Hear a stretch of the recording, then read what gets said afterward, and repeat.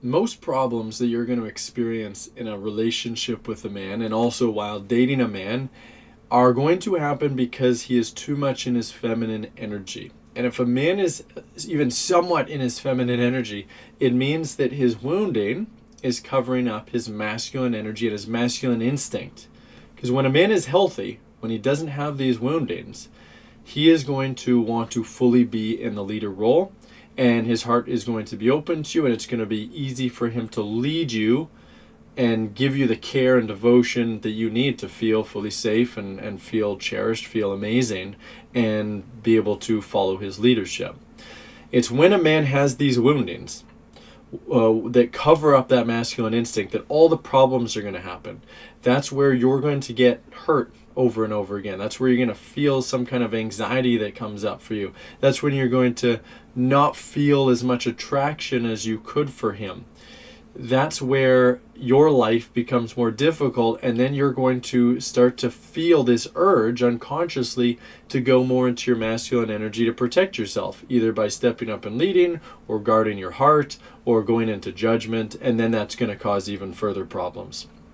So what we're going to talk about today is I'm going to give you a few examples to look for to know that a man is in his feminine energy. This is not an exhaustive list, but these are definitely going to be really big red flag signs to know that you're interacting with a man or dating a man or in a relationship with a man who is too much in his feminine energy because of wounding. So before we get to that, hello, my name is Zach Rohde. I'm here to lead you into creating the relationship of your dreams using your feminine energy and what I call feminine communication. If you have not yet subscribed to my channel, make sure you do that below, hit the notification bell, and be sure to like this video. And if you'd like to learn how to inspire a man into cherishing you, then go to zachrohdecoaching.com. That's my free webinar where you'll learn all about your unhealthy control patterns and how to shift out of them to inspire a man to cherish you. All right, so I'm going to grab my book here. This, by the way, is also one of my offers below the video. Inspire His Devotion. And I've just been reading this because there's so many good ideas for videos as I go through this. And what I'm going to do is I'm just going to read a page here. This is in chapter 2 about wounding and emasculated men who are in their feminine. So we live in a world today where most men are not living from their instincts. They are not in the giving role, or they go back and forth between the giving and receiving role. You can recognize such men based on certain behaviors. Here are a few possible ones that men may exhibit, and it is far from an exhaustive list.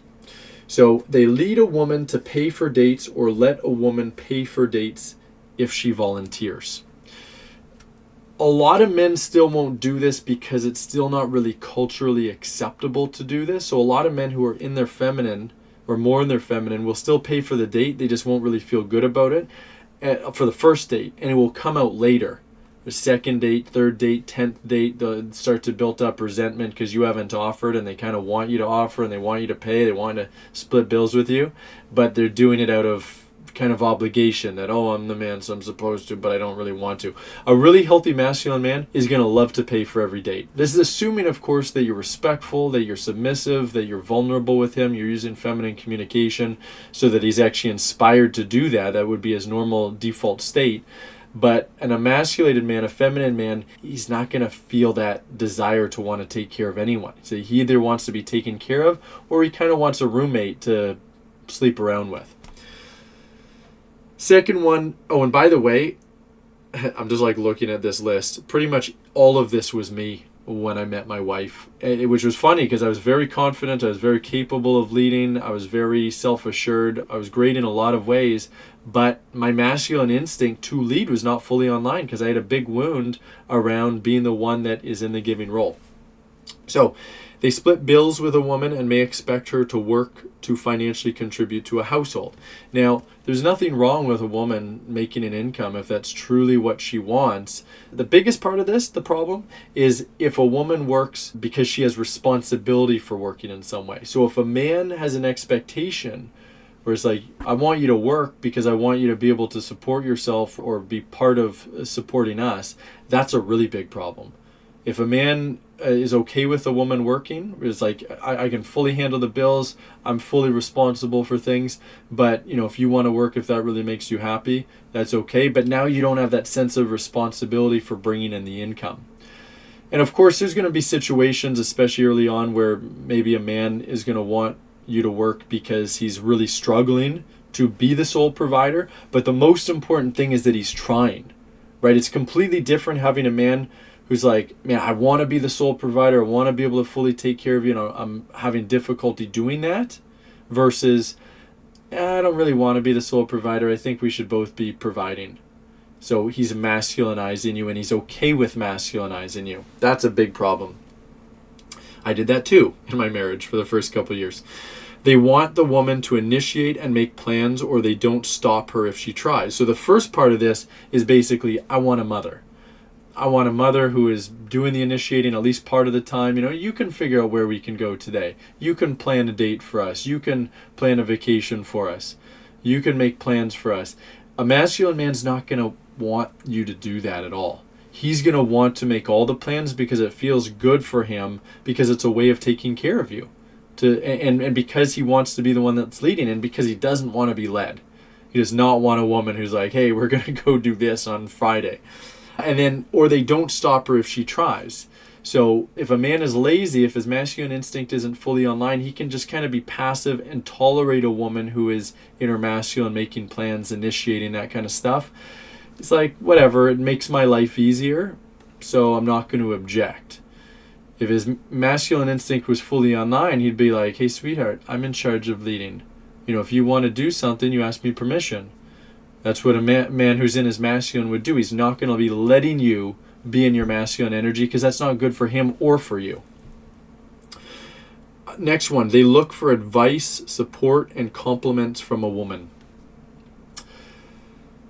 This is, I guess they're all really feminine, but this one is like really feminine. Okay, to be fair, there's nothing wrong with a man who wants advice from a woman from time to time, because women have brains. Women can have lots of great advice. I will go to my wife to ask her about, for aesthetic purposes, for how I'm dressed sometimes, because she has incredibly good taste. I won't always take her opinion and do exactly what she thinks I should do, but a lot of the time I will, if it isn't somewhat in line with what I believe looks good. So yeah, that's fine to look for a woman's advice. The problem is, when a man doesn't really have a strong opinion of his own, and he's like looking up to his woman for advice, as like, mommy, right? Mommy, give me advice of what to do, how to be. Getting support. And again, a woman can give a man support in a feminine way. If a man directs her and be like, hey, I want you to be in charge of the meals and cooking and cleaning, so I have more time to go out and be the provider and to cut the lawn and all that stuff, great. Totally fine. But to seek that support, like the emotional support of, I don't know how to be with my own feelings and take care of myself in that way, it's kind of like a parent going to a child, like your 6-year-old child, for support. It's just out of order. That doesn't mean a woman is a child, but it means that the woman should be in the role of being taken care of, in the receiving role. So if a man goes into the receiving role and wants to be getting that support from his woman, that's a problem. That doesn't mean a man doesn't need support, right? If he hasn't mastered his feelings, he's going to need support from other people. It just shouldn't be a woman. It should be ideally a group of men who are all working on themselves. They want, and compliments. Like, men don't want compliments from a woman. A man wants to know that he's positively affecting a woman, right? Knowing what she's feeling, but he doesn't want her to say like, hey, like, great job cutting the lawn, honey, because that's masculine. He doesn't want to receive that. They want a woman to initiate physical touch and sex. A masculine man doesn't want that. He wants a woman to be very receptive to him leading her physically, but he doesn't want her to be initiating. That doesn't mean a woman can't say, like, when she feels horny or something. That's totally fine. That's hot. But if she's actually initiating it, that's a problem. And that's because a man, when a man's instinct is fully online, all he wants is that feeling of like, wow, she's fully receiving me. She wants what I am giving her. When a man's instinct is buried in wounding, when it's more offline, he's going to get off when a woman is giving him that kind of attention and initiating. They want a woman to anticipate their needs just like their mother. All right, so that can be a whole bunch of things, but just anticipating, like, oh, what do you need? Oh, like, don't forget your hat. Make sure that you take care of this. You can be planning certain things, or, knowing when you're like buying certain things for you because you're anticipating that he would need it. All that kind of stuff. It's anticipating needs. And they want a woman to buy them gifts at minimum for birthdays, Christmas, and Valentine's Day. Yeah, masculine men don't want presents from a woman. It doesn't do anything for them because it's depolarizing. A man wants to give a woman gifts, like a masculine man, and he wants those gifts received fully, like he wants to feel a woman's gratitude and joy of receiving them, but he doesn't want to receive gifts from her. It just doesn't mean anything to him. And what else? Or they do much or all of the giving, initiating, planning, buying, etc. So like they're in the right role, but it's done out of obligation rather than devotion. So they're not actually doing it. They're doing it because they think that they're supposed to, because of the culture, because of whatever expectations that you have, but it doesn't feel good. Understand, when a man's instinct is online, being in the giving role all the time feels amazing. Like, I experienced a shift with my wife. Prior to my masculine instinct waking up, I would have said a lot of this would have been out of obligation. But as soon as it shifted, I didn't want my wife to be in this role at all. I didn't want her to give to me. I wanted her to fully receive me, and I wanted to be in that giving role. What lights me up, what feels amazing for me, is taking the time and effort to give to my wife, to be the one that's protecting her, providing for her, leading her, and her respecting me enough to fully receive that and to use feminine communication with me. So all of this is due to wounding, which covers up a man's natural instinct to devote to a woman by being in the giving role all the time and only desiring his woman to receive. If you've got a man like that, or if you attract men like that, then your love life is going to be a lot more difficult.